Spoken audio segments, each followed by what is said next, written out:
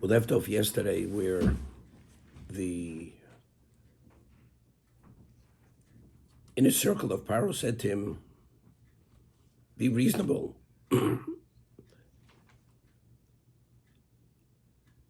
If we don't send them out now, the locust will destroy Egypt. So Paro calls them back and asks them, Mi umi holchim, who's going? Mi vomi holchim.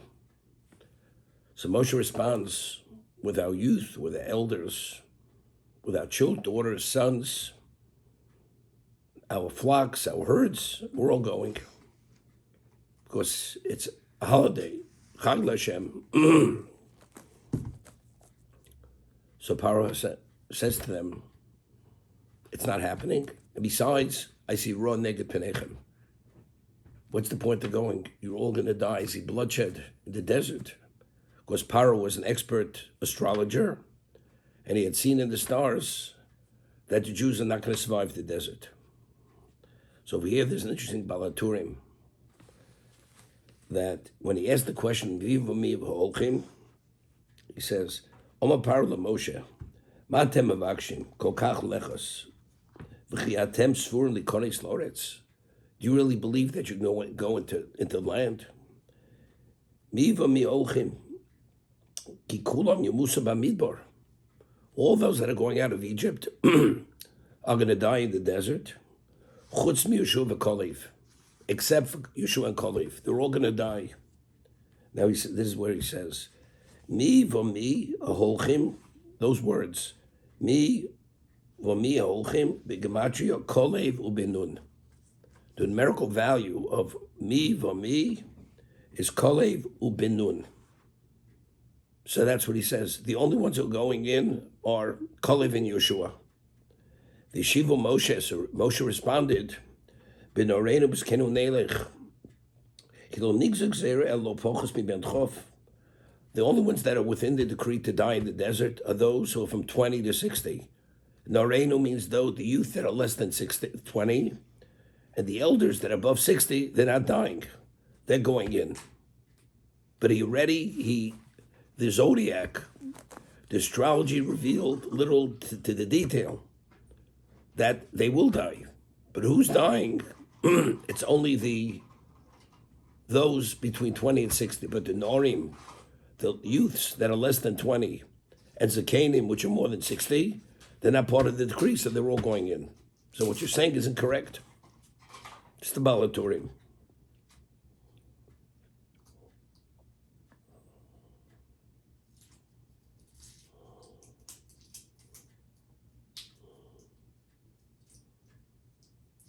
Rabbi, I gotta ask a quick question.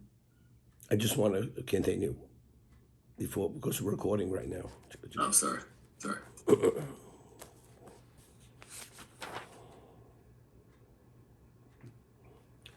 So, again, as I said, why was Paro so obstinate?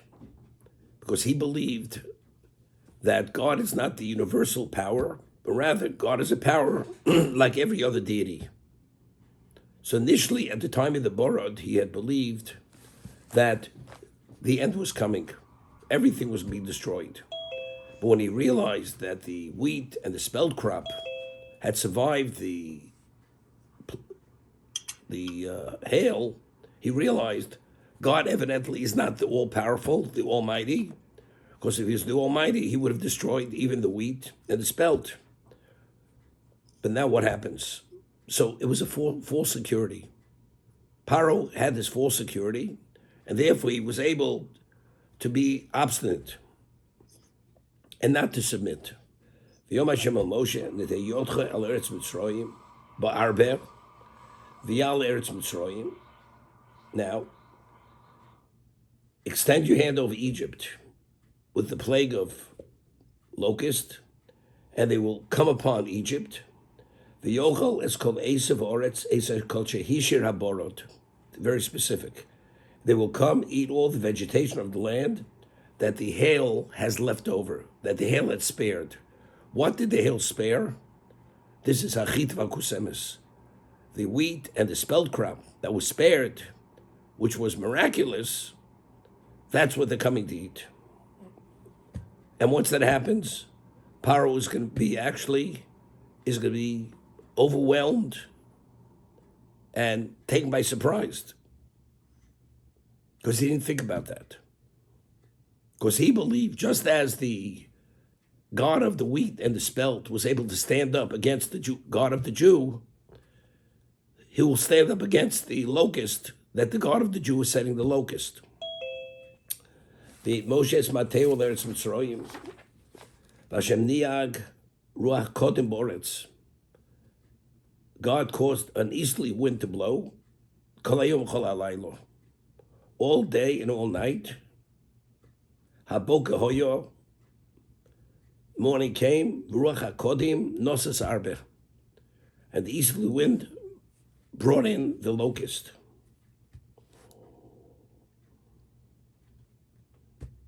There's a chinuch.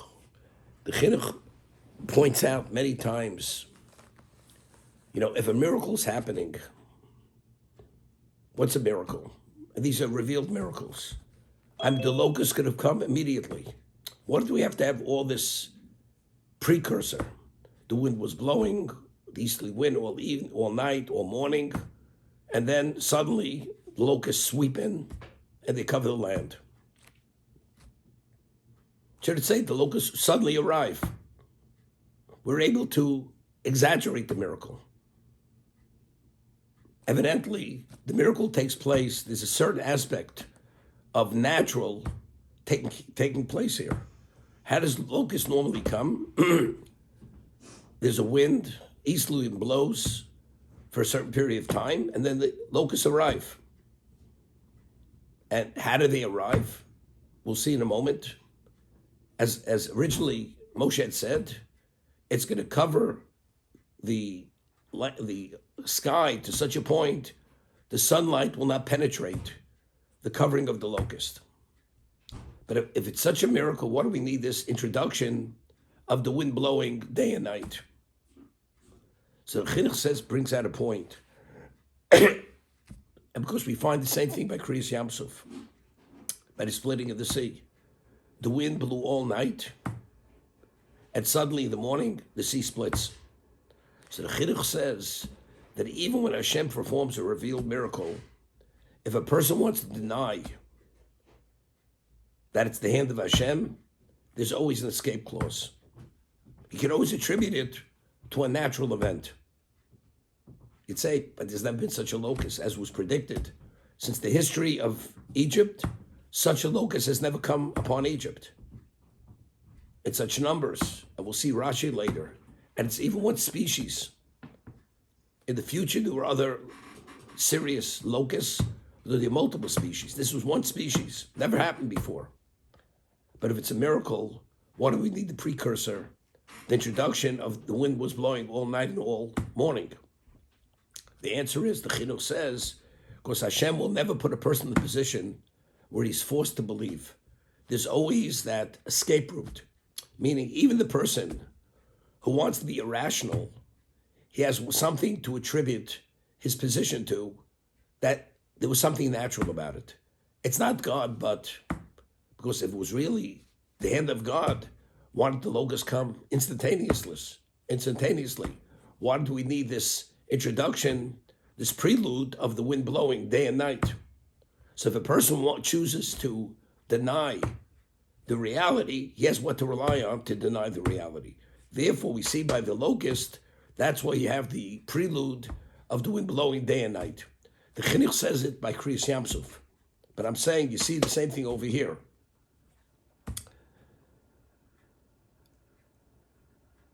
We find by the Orov, by the plague of the predator animals suddenly arriving and began devouring and mauling people, they appeared suddenly. Because that's the way it happens. The numbers, as it happened, didn't happen previously. But there was that natural aspect to it. But here, the numbers are not natural. They're unnatural.